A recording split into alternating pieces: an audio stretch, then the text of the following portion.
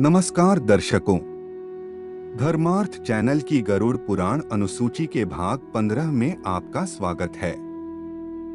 हमने आपको हमारी पिछली प्रस्तुति यानी भाग 14 में अकाल मृत्यु के संबंध में बताया। आज हम आपको अकाल से हुई मृत्यु के उपायों के बारे में बता रहे हैं। इसके अतिरिक्त आप इस प्रस्तुति में नारायण बलि और नागबलि इन दो पूजा विधानों के बारे में जानेंगे। नारायण बलि कब, क्यों और कैसे करनी चाहिए, यह जानकारी भी आपको इस वीडियो में मिलेगी। इन पूजा विधानों की संपूर्ण जानकारी हेतु वीडियो को अंत तक देखें व धर्मार्थ चैनल को सब्सक्राइब अवश्य करें।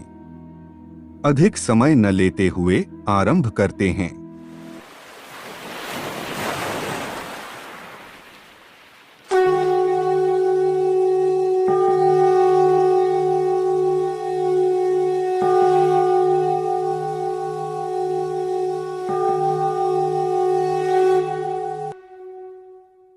गरुड़ ने कहा कि भगवन, किन्हीं मनुष्यों की अपमृत्यु या अकाल मृत्यु होती है, उनका पारलौकिक मार्ग कैसा है, उन्हें वहां कैसा स्थान प्राप्त होता है और उनके लिए क्या उचित है और क्या विधान है।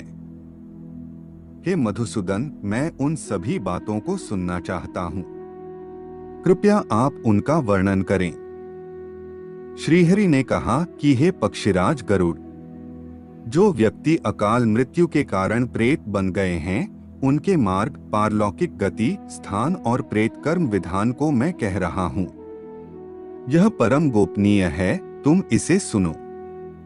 जो मनुष्य खाई, नदी, नाला लांघते हुए और सर्प आदि के काटने से मर जाते हैं, जिनकी मृत्यु गला दबाने तथा जल में डुबाने से होती है, जो दुर्बल व्यक्ति आत्महत्या करता है, जो गिरकर, फांसी लगाकर और जल में डूबकर मर जाते हैं, उनकी स्थिति को तुम सुनो।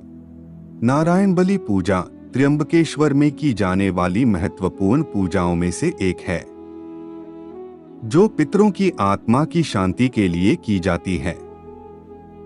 यह पूजा विधान करने का शुभ व उत्तम समय पितृपक्ष है। परंतु अगर किन्हीं कारणों से श्राद्ध या पितृपक्ष में यह कार्य नहीं हो पाया, तो आप इसे कृष्ण पक्ष में भी कर सकते हैं। नारायण बलि पूजा दो पूजाओं का एकत्रित रूप है, जिसमें नारायण बलि पूजा एवं नागबलि पूजा सम्मिलित है। नारायण नागबलि पूजा का मुख्य उद्देश्य पितृदोष से मुक्ति दिलवाना है। जब किसी व्यक्ति के परिवार में कोई व्यक्ति की मृत्यु होती है, तो इन कारणों से उसकी आत्मा को शांति नहीं मिलती।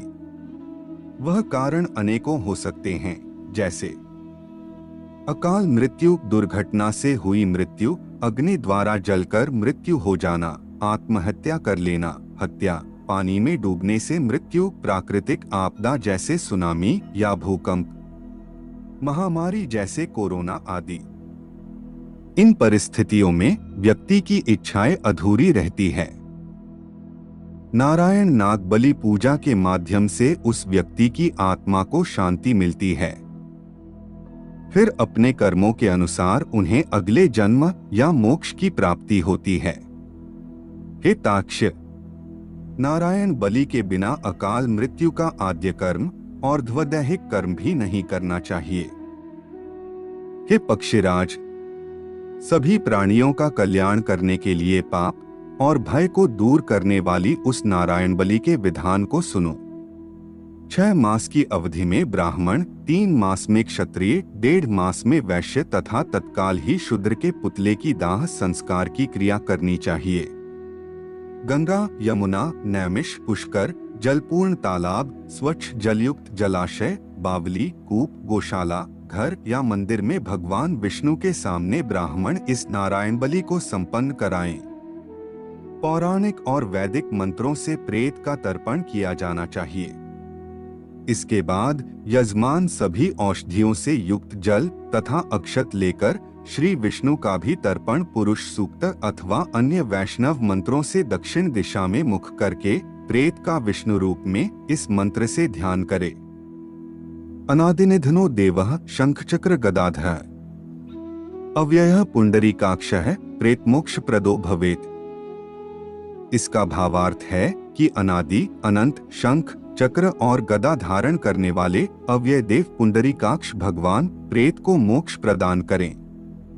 नारायण नाग बलि के अनेकों लाभ हैं, जैसे प्राकृतिक स्वास्थ्य में सुधार होना, पितृ दोष एवं पितृशाप से छुटकारा प्राप्त होना, पितृ दोष एवं नाग हत्या दोष के कारण निर्माण हुई सभी नकारात्मकता दूर होना, पति पत्नी में होने वाला मनमुटाव दूर होना, कौटुंबिक बाधाएं नष्ट होना और परिवार में शांति आना, संतान की प्राप्ति संभव होना, नाग का स्वप्न में दिखाई न देना, व्यापार में आर्थिक धन लाभ होना, नौकरी में बढ़ोतरी होना आदि।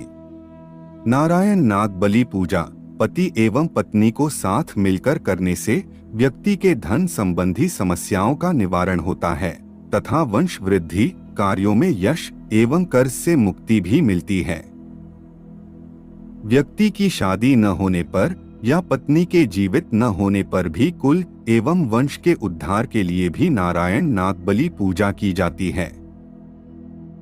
गर्भवती महिला गर्भ धारण करने के 5वें महीने तक ही नारायण नाग बलि पूजा कर सकती है। घर परिवार में यदि कोई मांगलिक कार्य जैसे विवाह नामकरण विधि हो तो यह पूजा 1 साल के बाद की जाती है। इस पूजा का अनुष्ठान महिला अकेले नहीं कर सकती और इस दौरान प्याज व लहसुन से युक्त भोजन का सेवन नहीं करना चाहिए। पूजा के दौरान पुरुष धोती, रुमाल आदि वस्त्र धारण करते हैं एवं महिलाएं सफेद साड़ी पहनती हैं। नारायण बलि और नाग बलि यह दोनों पूजाएं मनुष्य की अधूरी इच्छाओं की पूर्ति के लिए की जाती है। पितरों की इच्छा पूर्ण इन पूजाओं से ही होती है तथा अगर आपने अपने जीवन काल में कभी भी किसी नाग को मारा है तो नाग बलि पूजा करने से नाग की आत्मा को शांति मिलती है। नारायण बलि और नाग बलि पूजा में से कोई भी एक पूजा करने से उद्देश्य की पूर्ति संभव नहीं होने के कारण यह दोनों पूजाएं एक साथ ही पूर्ण करना आवश्यक होता है।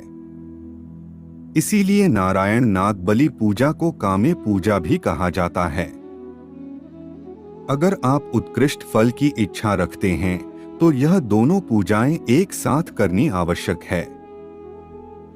जिन व्यक्तियों के माता पिता अभी जीवित हैं वे भी नारायण नाग बलि पूजा कर सकते हैं। आज के लिए केवल इतना ही। जाने से पूर्व वीडियो को लाइक करें व चैनल को सब्सक्राइब अवश्य करें। तब तक के लिए जय जय श्री राम।